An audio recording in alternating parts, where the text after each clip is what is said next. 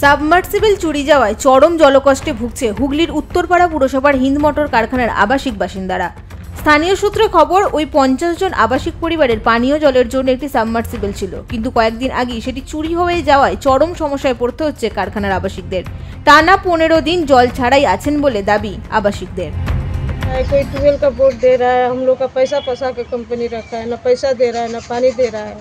हम लोग जाए तो कहाँ जाए? कितना दिन तक पानी नहीं? 15 दिन से टंकी का पानी बंद है, हफ्ता दिन से घर का पानी बंद है। खरीद के ले आते हैं पानी, है ना, तो उसे टाइम कल से आता है बाहर से, तो पीते हैं।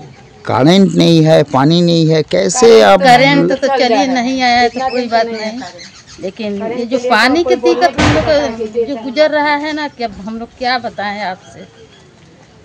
आपका हस्बैंड क्या ये वर्कर थे? स्टाफ में थे। অভিযোগের পরেই এলাকা পরিদর্শনে আসেন এলাকার উপপ্রধান। আবাসিকদের সঙ্গে কথা বলে তাদের পাশে থাকার আশ্বাস দিয়েছেন তিনি। এখন দেখার বিষয় কত দ্রুত আবাসিকরা জল পায়। Bureau report, express news.